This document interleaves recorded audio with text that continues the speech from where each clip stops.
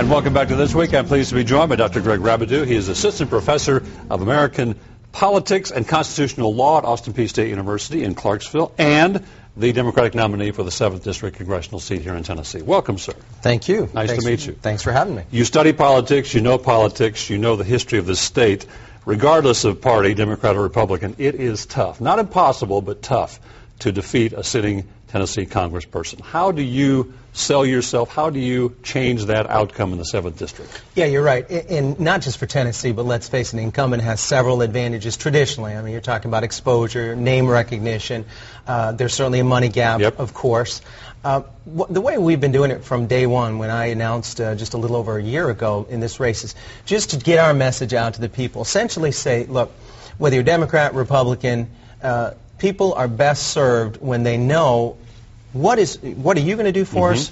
What has the person in office done or maybe not done for us? Where does this person stand? Where do you stand? And one of the things I can tell you since even a young age is it bothers me when you have any important seat in our democratic process that goes unopposed, because no one's best served as somebody. It's like a job. If you just keep getting rehired and back without new ideas always good. Without an evaluation, and new ideas are in fact good and needed more than ever now. Marsha Blackburn in the 7th, been there a while. She is well respected, well liked, a conservative district, but a big district. There are some rural areas, there are more wealthy areas in Williamson County.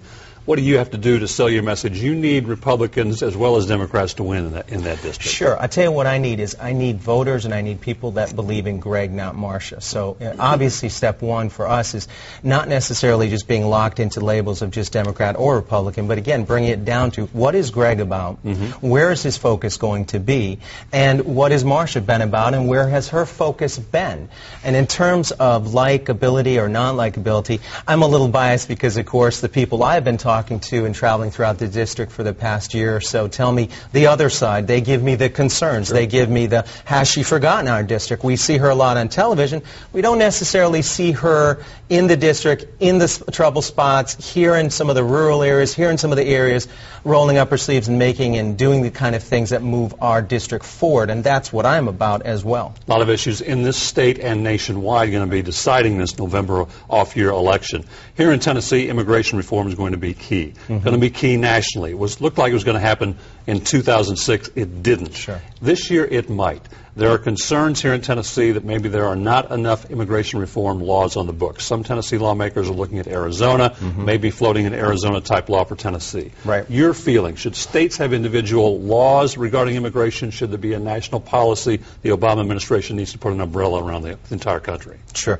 Well, I'll tell you what. First of all, I can say this, that immigration, our immigration system, our laws, our rules, our enforcement, even our vision of what we're trying to do as a nation has been broken for some time. And I lay the blame, quite frankly, at the federal doorstep, but both Democrat and Republican presidents we've had for the past really 10, 20 years.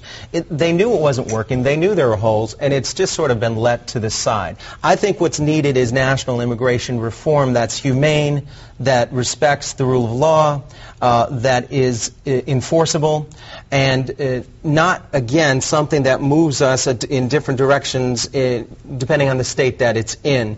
My priority is jobs and economy, education, being an educator, of course, and environment. How can we harness what we've got here in Tennessee to create jobs and sort of a high-revved economic engine for the 7th District? 10% plus unemployment in Tennessee. How do you bring new jobs in Tennessee? We're lucky. We've got a couple of big companies, Volkswagen coming here, another big company coming to the Clarksville area in regards to creating new jobs. How do you get those kind of companies to come here to end that 10%, get it down to 5 where it should be? Absolutely.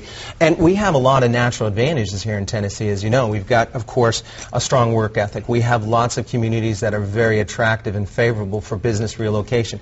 We have a very business-friendly, attractive tax base and tax incentives.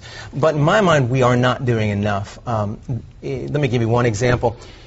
You mentioned before the incumbent Marsha Blackburn, there have been numerous opportunities, for example, to not only follow the lead of Governor Bredesen in solar power and clean alternative renewable energies, but to also lead, quite frankly, at the national level and direct the investments and opportunities coming from our federal government and national level right back into here in Tennessee, right back into the 7th District. It's those kinds of opportunities that are very frustrating to see that they just go by the boards, because as you know in politics, it's a zero-sum game. If we we in Tennessee aren't taking advantage of those opportunities, if we aren't aggressively attracting businesses, someone else will. Someone else will. Election's about 12 weeks away. What do you tell voters out there about Greg Rabidoux, that why you should be considered, why maybe you should win this seat? I'll tell you what, because my focus is going to be exactly where it needs to be, whether you're an incumbent or candidate, on the voters, working families of the 7th District. My focus is on economy. My focus is on creating jobs. My focus is saying, let's have the courage to try innovative approaches. Let's have the courage to try different things. Let's not do exactly what we've always done, because we'll get what we've always gotten, right?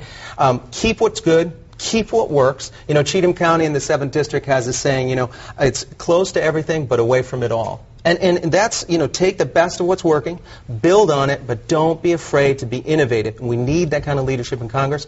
We do not, in my opinion, have that kind of leadership in Congress, in the incumbent in the 7th District. I will be that kind of leader. Dr. Greg Rabidoux, appreciate very much your time and your insights. Stay with us as we continues in a moment.